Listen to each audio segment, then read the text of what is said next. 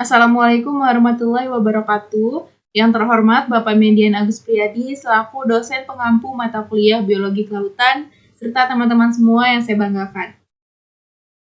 Izin memperkenalkan diri, nama saya Ika Nur Ramadhani selaku moderator yang akan memandu jalannya presentasi kelompok 4A pada hari ini, di mana kami akan membahas mengenai ekosistem terumbu karang. Anggota dari kelompok 4, yang pertama ada saya sendiri, Ika Nur Ramadhani dengan NPM 2213024016, Rahel Septimonika dengan NPM 2213024010, Widya Dinda Mentari dengan NPM 2213024036. Di mana pembahasan pertama akan disampaikan oleh rekan saya, Rahel Septimonika. Kepada Rahel, silakan. Baik, terima kasih moderator atas kesempatannya. Di sini saya akan menjelaskan yang pertama yaitu mengenai definisi dari terumbu karang.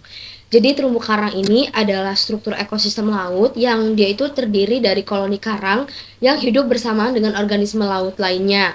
Nah, terumbu karang itu tuh memiliki peran yang sangat penting dalam mendukung kehidupan laut, termasuk sebagai tempat memijah, mencari makanan, dan sebagai sumber penghidupan bagi berbagai spesies biota laut. Terumbu karang ini memiliki nilai ekonomi, terutama dalam sektor perikanan dan juga pariwisata. Nah, jadi terumbu karang ini merupakan struktur yang sangat kompleks ekosistem laut yang dia itu terdiri dari koloni laut, misalnya seperti polip karang dan berbagai organisme laut lainnya. Nah, sebagai habitat organisme laut yang sangat unik ini, terumbu karang ini dia itu mampu mendukung keberagaman hayati dengan menyediakan tempat bagi berbagai spesies biota laut ini kan. Nah, jadi si terumbu karang ini dia tuh memiliki peran penting dalam melibatkan fungsi sebagai tempat pemijahan bagi banyak ikan dan organisme laut lainnya. Struktur kompleks dari terumbu karang ini juga memberikan tempat perlindungan bagi berbagai spesies yang membutuhkan tempat berlindung dari predator.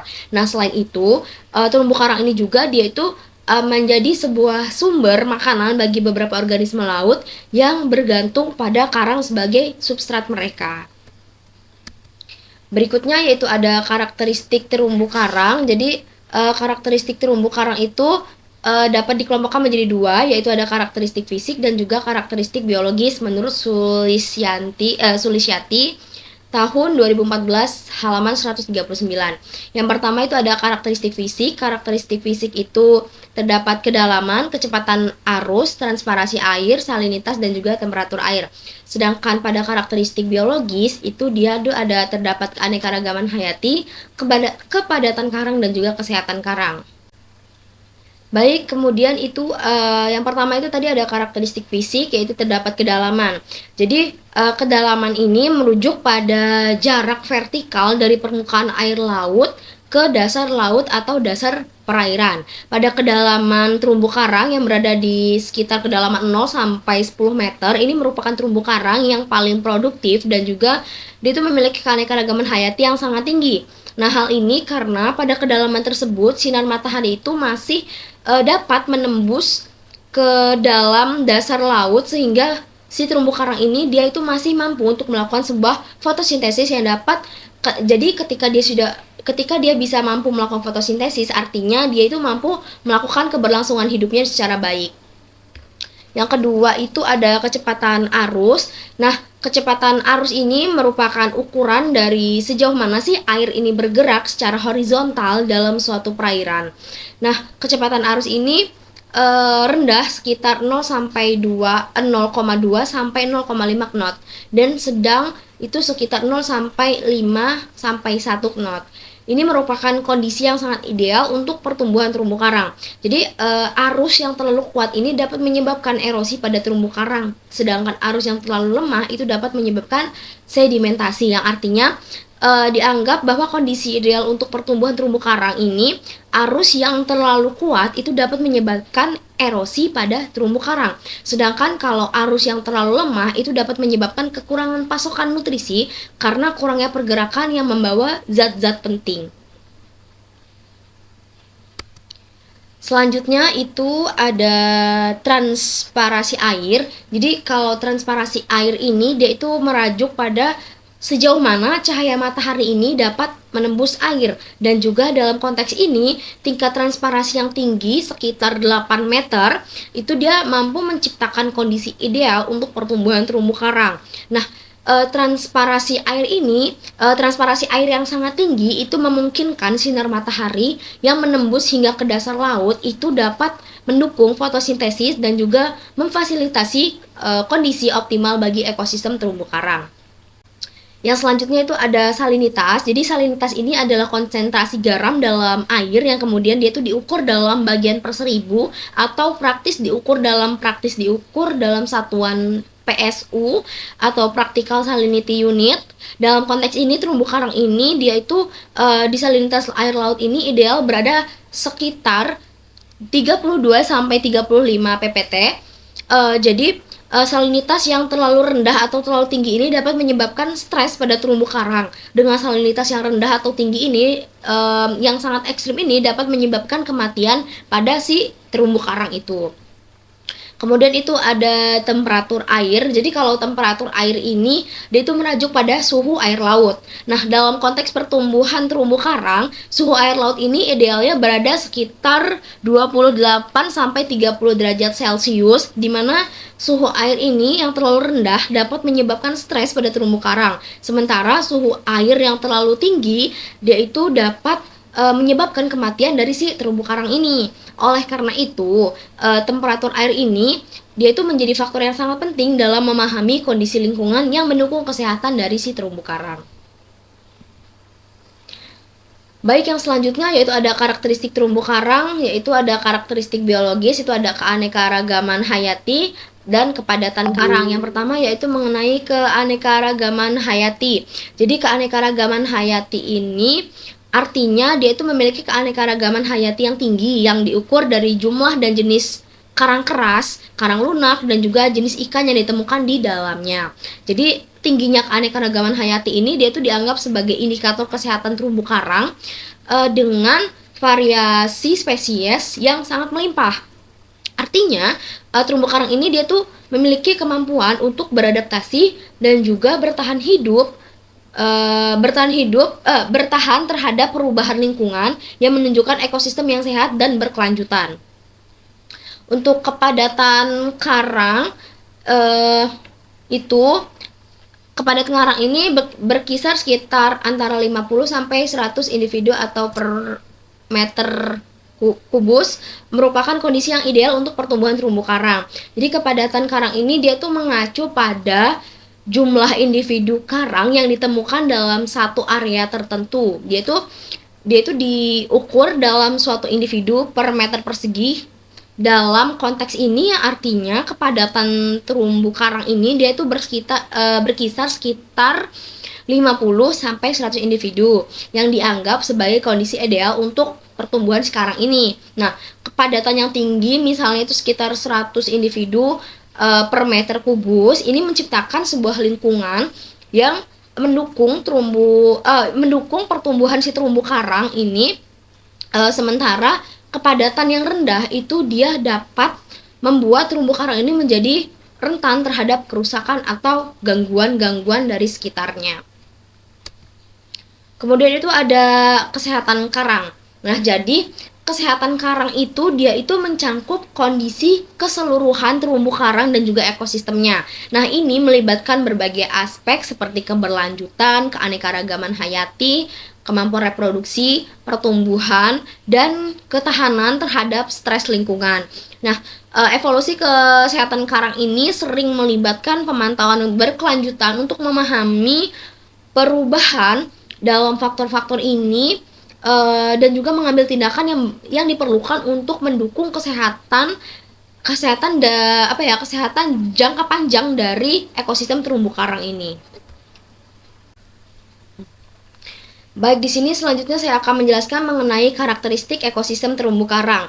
Jadi karakteristik ekosistem terumbu karang ini adalah sifat-sifat umum yang dimiliki oleh terumbu karang terlepas dari jenis-jenisnya. Itu antara lain ada temperatur air, kadar garam, cahaya matahari, kecerahan air, gelombang dan arus, sedimen, dan itu ada substrat. Pertama itu ada temperatur air. Jadi temperatur air ini dapat kalian lihat dapat kita lihat pada gambar tersebut, artinya temperatur air ini merupakan suatu suhu air di sekitar terumbu karang yang dimana temperatur air ini akan optimal mendukung pertumbuhan dan juga reproduksi dari organisme terumbu karang. Yang kedua itu ada kadar garam. Nah, kadar garam ini dia itu merujuk pada salinitas atau konsentrasi garam dalam air laut. Artinya terumbu karang ini dia cenderung berkembang baik dalam air dengan kadar garam yang stabil. Yang ketiga itu ada cahaya matahari. Cahaya matahari ini artinya berperan dalam karakteristik ekosistem terumbu karang, yaitu terumbu karang itu sangat membutuhkan paparan cahaya matahari untuk dimana terumbu karang itu melakukan fotosintesis. Kedalaman dan juga kejernihan air itu dia tuh sangat mempengaruhi sejauh mana sih sinar matahari ini dapat mencapai terumbu karang. Nah, kalau misalnya kita lihat pada gambar itu kan dia si cahaya matahari itu dia mampu menembus air itu sampai ke si terumbu karang. Artinya itu dia cahaya matahari dari atas itu dia mampu memengaruhi si terumbu karang itu tadi dalam proses pertumbuhannya. Kemudian itu ada kecerahan air.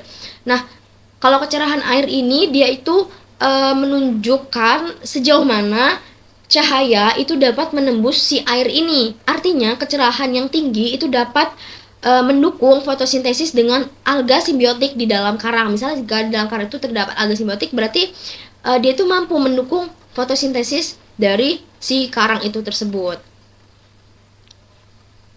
Kemudian yang selanjutnya itu ada gelombang arus. Dapat kita lihat pada gambar. Jadi gelombang arus ini adalah faktor fisik yang dapat memengaruhi transportasi nutrisi dari si karang itu. Misalnya kayak seperti dispersi larva, kemudian ada juga bentuk fisik terumbu karang. Nah, di mana gelombang dan arus ini dimana kalau misalnya gelombang dan arus ini dia itu berlebihan, maka gelombang dan arus ini dia mampu menyebabkan kerusakan pada si terumbu karang ini tadi.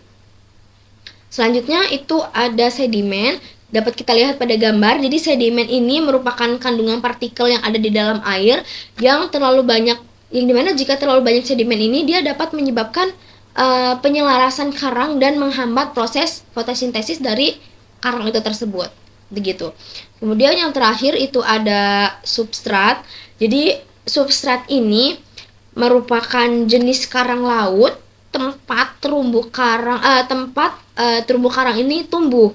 Nah, karang yang membutuhkan substrat yang keras biasanya dia tuh membutuhkan substrat yang sangat keras untuk menahan dan mampu membangun struktur mereka. Jadi ketika si substrat ini sudah cocok oleh si karang, maka karang itu akan tumbuh pada substrat itu dan dia akan mencari substrat yang mampu untuk mereka tumbuh pada substrat yang cocok untuk mereka tumbuh dalam melakukan keberlangsungan hidup mereka. Baik, yang selanjutnya yaitu mengenai tipe-tipe terumbu karang. Nah, tipe-tipe terumbu karang itu dia itu ada 4 jenis, yaitu ada terumbu karang tepi atau pantai, itu fringing reef, kemudian itu ada terumbu karang penghalang atau barrier reef, dan juga ada terumbu karang cincin atau atol, dan terumbu karang petrief atau gosong karang. Nah, di sini yang pertama yaitu mengenai terumbu karang tepi atau pantai fringing reef. Jadi terumbu karang tepi ini adalah terumbu karang yang dia tuh tumbuh langsung dari pantai atau tepi pulau. Terumbu karang ini biasanya terletak di perairan dangkal dan merupakan ciri umum di sepanjang garis pantai. Nah, misalnya di sini terumbu karang pantai Indonesia tumbuh hingga 40 meter kedalaman. Optimal di daerah berombak, namun di tepi luar dan daratan pertumbuhan karang batu ini menurun akibat perubahan suhu, sedimentasi, dan juga endapan laut. Itu menurut Ikawati et al. 2001. Yang kedua yaitu ada terumbu karang penghalang atau barrier reef. Nah, jadi terumbu karang penghalang ini adalah terumbu karang yang dia itu letaknya itu jauh dari pantai dan terpisah oleh laguna atau perairan dalam. Nah, barrier reef ini biasanya dia itu membentang dalam garis panjang dan dapat menciptakan penghalang alami antara laut lepas dan juga pantai. Nah, di sini kalau misalnya pada gambar dapat kita lihat yaitu ada terumbu karang penghalang yang terletak jauh dari pantai yang dipisahkan oleh laguna. Ini ada laguna yang sangat lebar puluhan kilometer dengan kedalaman sekitar 4-75 meter, yang dimana lebih banyak ditemukan di sekitar pulau bergunung berapi. Itu menurut Ikawati et al. 2001. Yang ketiga yaitu ada terumbu karang cincin atau atol. Jadi terumbu karang cincin atau atol ini adalah terumbu karang yang berbentuk seperti cincin, melingkari laguna dengan kedalaman sekitar 40-100 meter. Nih dapat kita lihat pada gambar itu dia, jadi terumbu karang itu dia melingkari si sebuah laguna itu tadi. Nah, terletak di luar batas pertumbuhan karang batu, contohnya itu ada terumbu karang cincin Cocos Keeling di Samudra Indonesia dan pulau-pulau Takabonerate itu menurut Nonji tahun 1987. Jadi artinya terumbu karang cincin ini adalah terumbu karang yang dia itu mengelilingi laguna yang terbuka dan juga dangkal, yang biasanya atol ini terbentuk di atas puncak gunung bawah laut yang tenggelam dan karang-karang tumbuh yang mengelilingi laguna tersebut. Yang terakhir itu ada terumbu karang petrif atau gosong karang. Jadi terumbu karang petrif atau gosong karang ini adalah terumbu karang kecil yang dia itu terisolasi dan tersebar di dalam perairan laut. Nah, jadi ini dapat kita lihat pada gambar. Jadi dia itu ada terumbu karang kecil yang dia itu tersebar di perairan di dalam perairan laut itu. Kemudian si terumbu karang ini dapat ditemukan di tengah laut atau di sekitar terumbu karang lainnya. Nah, petrif ini biasanya itu lebih kecil dan ukurannya itu kurang ekstensif dibandingkan dengan terumbu karang tepi atau penghalang dan terumbu karang lainnya. Nah, jadi terumbu karang ini biasanya dia tuh tumbuh di paparan benua atau pulau dalam proses pembentukannya itu belum mencapai ke permukaan air laut. Nah, jadi gosong karang ini atau si terumbu karang petrif ini dia itu hidup di perairan dangkal yaitu sekitar 30 meter dari permukaan air laut. Baik, sekian materi yang dapat saya sampaikan. Kurang lebihnya saya mohon maaf. Saya kembalikan kepada moderator. Baik, untuk materi selanjutnya yaitu mengenai biota ekosistem terumbu karang dan adaptasinya. Nah, untuk biota pertama yaitu ikan Nemo. Ikan Nemo ini memiliki warna yang cerah yang memungkinkan mereka untuk menyelinap atau menyamar di antara terumbu karang yang berwarna-warni. Kemudian, tubuh ikan Nemo itu memiliki bentuk yang pipih yang memungkinkan mereka untuk menyelinap di celah-celah terumbu karang dengan mudah. Ini membantu dalam perlindungan dan pertahanan diri. Nah, selanjutnya itu memiliki sirip dan punggung serta perut yang kuat. Nah, ini memungkinkan berenang di antara celah-celah karang dan juga untuk menjelajahi lingkungan di sekitarnya. Nah, selanjutnya untuk biota yang kedua adalah bintang laut biru. Bintang laut biru ini memiliki bentuk tubuh yang pipih dan juga berbentuk seperti bintang dengan 5 lengan yang memungkinkan bintang laut untuk bergerak dan menyusup di antara celah-celah terumbu karang dengan mudah. Nah, selanjutnya yaitu bintang laut ini memiliki warna biru yang khas. Nah, warna ini tuh membantu mereka untuk menyamar di antara terumbu karang dan organisme laut lainnya. Nah, selanjutnya itu adalah dia ini memiliki sistem kardiovaskular yang memungkinkan mereka untuk berpindah tempat dari tempat satu ke tempat lainnya dan menyesuaikan posisi mereka terhadap perubahan lingkungan di terumbu karang. Nah, selanjutnya yang ketiga adalah penyu. Penyu ini memiliki cangkang yang melindungi tubuh mereka. Cangkang ini membantu melindungi mereka dari predasi dan juga memberikan kestabilan saat berada di terumbu karang. Nah, dia juga memiliki sirip dan ekor panjang. Pada penyu ini membantu mereka berenang dengan kecepatan dan manuver yang baik di sekitar terumbu karang. Kemudian yang ketiga adalah penyu itu memiliki kemampuan untuk menyimpan oksigen dan dapat menghabiskan waktu yang lama di dalam air sebelum kembali ke permukaan untuk bernafas. Nah, ini memungkinkan mereka untuk menyelam di sekitar terumbu karang untuk mencari makanan dan melarikan diri dari pemangsa. Kemudian untuk biota yang keempat itu adalah ikan tangkuning. Ikan tangkuning ini memiliki tubuh yang gepeng dan bulat yang memungkinkan mereka untuk berenang dengan lancar melalui celah-celah terumbu karang. Dan selanjutnya itu memiliki warna tubuh yang cerah. Nah, biasanya itu berwarna kuning cerah. Dan ini memiliki garis-garis hitam atau belang. Nah, warna itu membantu mereka untuk menyamar di antara karang dan menyediakan perlindungan diri dari pemangsa, kemudian memiliki sirip dan ekor yang besar yang memungkinkan mereka dengan cepat bergerak dan memanuver di sekitar terumbu karang. Kemudian ikan tangkuning ini memiliki bibir dan mulut yang berbentuk seperti paruh yang memungkinkan mereka untuk memakan alga dan juga plankton yang berada di permukaan karang dan juga substrat lainnya di sekitar terumbu karang. Kemudian untuk biota selanjutnya itu ular laut atau biasa disebut dengan Laticauda colubrina. Nah, ini memiliki warna tubuh yang khas, yaitu tubuh yang kehitaman dan juga garis-garis atau bercak yang berwarna kuning atau putih. Kemudian pola warna ini membantu mereka menyamar di sekitar terumbu karang. Nah, tubuh Laticauda ini juga memiliki bentuk tubuh yang panjang dan juga ramping yang memungkinkan mereka untuk berenang dengan lancar di sekitar terumbu karang. Dan juga memungkinkan mereka untuk masuk ke celah-celah dalam terumbu karang. Nah, selanjutnya Laticauda colubrina ini memiliki ekor yang panjang dan rata, mirip dengan dayung. Ini membantu mereka berenang dengan efisien di perairan terumbu karang. Kemudian otot tubuh yang lentur memudahkan mereka untuk bergerak di antara celah-celah terumbu karang dan juga lubang-lubang kecil di sekitarnya. Kemudian materi selanjutnya yaitu mengenai fungsi ekosistem terumbu karang, yaitu yang pertama adalah sebagai habitat hidup organisme. Nah, terumbu karang ini menyediakan habitat yang kompleks dan beragam untuk berbagai spesies laut, termasuk ikan, moluska, krustasea, dan organisme lainnya. Nah, struktur fisik terumbu karang itu memberikan tempat perlindungan dan berkembang biak bagi banyak makhluk hidup di laut. Kemudian, fungsi yang kedua yaitu sebagai perkembangbiakan. Nah, banyak jenis ikan dan invertebrata laut yang menggunakan terumbu karang sebagai tempat berkembang biak, dan struktur kompleksnya itu memberikan perlindungan bagi telur dan juga larva mereka yang cukup kuat untuk bertahan di perairan terbuka. Kemudian, untuk fungsi yang ketiga yaitu sumber makanan. Nah, sebagai sumber makanan, terumbu karang ini menyediakan berbagai sumber makanan bagi organisme di laut. Nah, contohnya itu alga sebagai simbiosis di dalam koral memberikan makanan bagi koral itu sendiri dan beberapa hewan lain yang bergantung pada keseimbangan ekosistem tersebut. Kemudian, fungsi selanjutnya yaitu perlindungan dari predator. Nah, banyak organisme laut itu menggunakan terumbu karang sebagai tempat persembunyian dari predator. Nah, struktur kompleks dari lorong-lorong di antara karang itu memberikan tempat perlindungan yang ideal.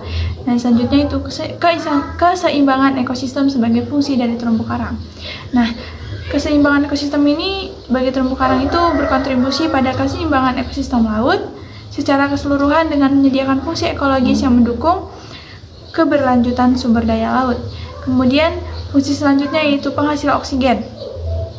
Nah, meskipun sebagian besar oksigen dihasilkan oleh tumbuhan di darat, terumbu karang juga berperan dalam produksi oksigen melalui proses fotosintesis dari alga, simbiosis di dalam koral.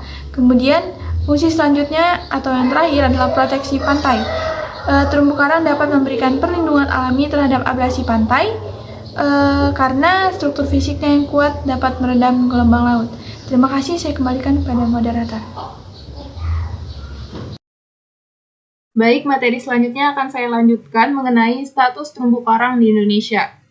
Berdasarkan kebijakan satu peta atau One Map Policy yang diamanatkan dalam Undang-Undang Nomor 4 Tahun 2011, dirilis bahwa luas terumbu karang di Indonesia ini berdasarkan analisis dari citra satelit adalah sekitar 2,5 juta hektar. Nah, pemerintah Indonesia melalui keputusan Kepala Badan Informasi Geospasial nomor 54 tahun 2015 menetapkan Lembaga Ilmu Pengetahuan Indonesia atau LIPI sebagai wali data untuk bidang ekosistem terumbu karang dan ekosistem padang lamun.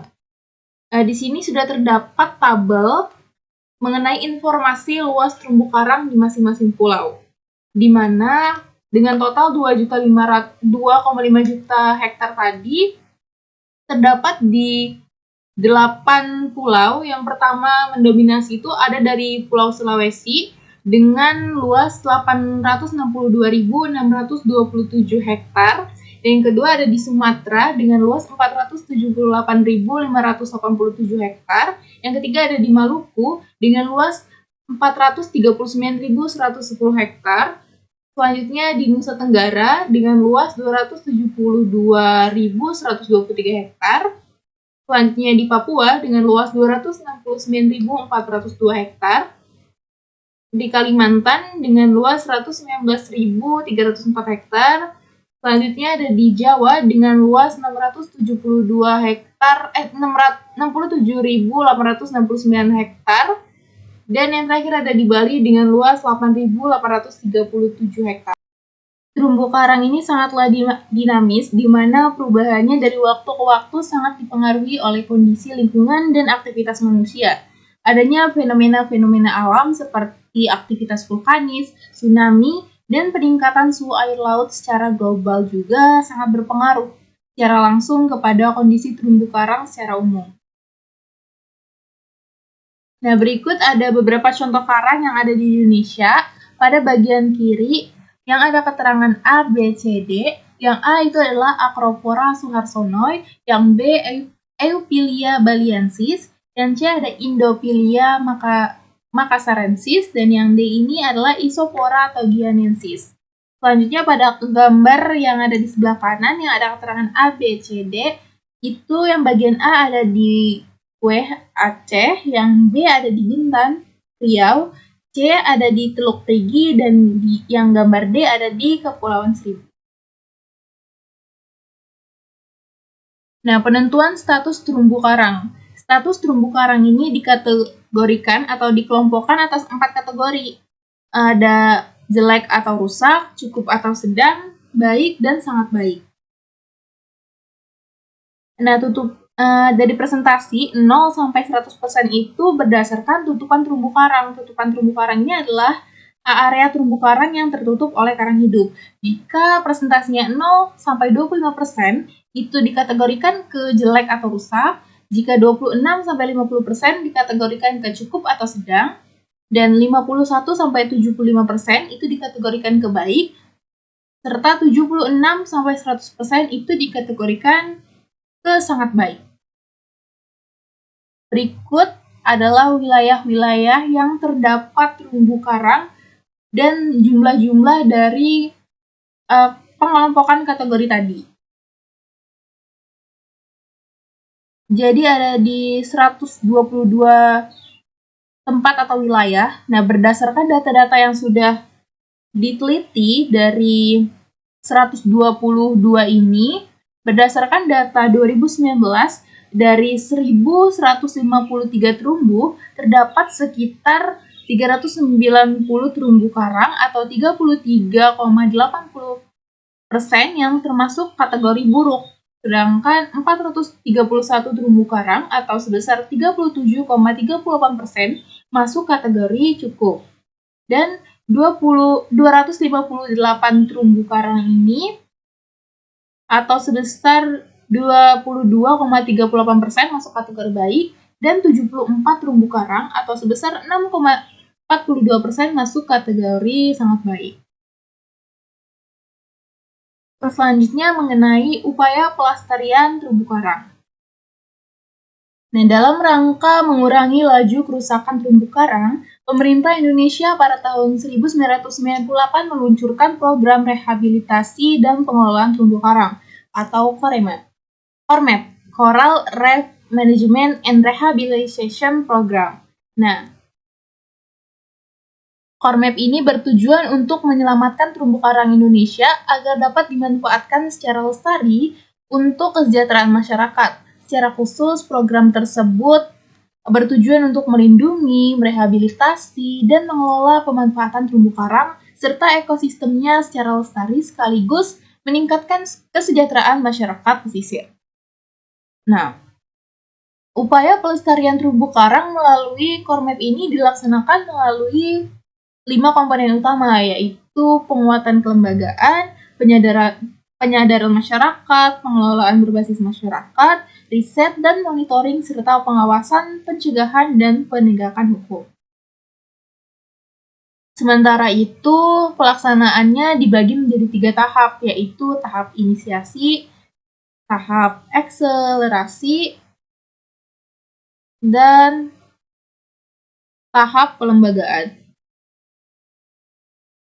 Pendekatan yang digunakan dalam pelaksanaan Kormap ini adalah pengelolaan berbasis masyarakat dengan melibatkan masyarakat mulai dari perencanaan, pelaksanaan, hingga monitoring program. Oleh karena itu, dalam pelaksanaannya masyarakat ini merupakan pengguna utama sumber daya laut. Nah, diharapkan terlibat aktif dalam perencanaan, pelaksanaan, dan pemantauan pengelolaan terumbu karang yang ada di wilayahnya. Nah, pada awal program, kegiatan Kormap ini difokuskan pada kegiatan penyadaran masyarakat atau public awareness. Tujuan utamanya adalah meningkatkan pengetahuan dan kepedulian masyarakat akan pentingnya pelestarian terumbu karang. Nah, kegiatan ini sangat penting karena kerusakan terumbu karang di Indonesia terutama disebabkan oleh perilaku manusia yang merusak, di samping karena faktor alam itu sendiri. Nah, kegiatan penyadaran masyarakat pada awal program secara intensif dilaksanakan di tingkat nasional melalui kampanye di media elektronik seperti TV maupun radio, serta penyebaran leaflet dan brosur, serta menyelenggarakan kegiatan seminar. Sementara itu, di tingkat kabupaten dan desa, penyadaran masyarakat dilakukan dengan berbagai cara, seperti penyuluhan masyarakat, pemutaran film, penyebaran brosur dan poster, serta papan pengumuman. Selain itu, Kormap juga mengembangkan pendidikan melalui jalur formal dalam bentuk muatan lokal terumbu karang atau kelautan di sekolah-sekolah dalam upaya meningkatkan kesadaran akan pentingnya pelestarian terumbu karang pada anak-anak yang dimulai dari usia dini. Nah, Kormap atau Coral Reef Management and Rehabilitation Program ini kan adalah program rehabilitasi dan pengelolaan terumbu karang yang dilaksanakan di Indonesia. Nah, program ini merupakan kerjasama antara pemerintah Indonesia dengan Asian Development Bank atau ADB. Nah, tujuan dari program Kormap ini adalah untuk melestarikan terumbu karang di Indonesia serta meningkatkan kesejahteraan masyarakat pesisir.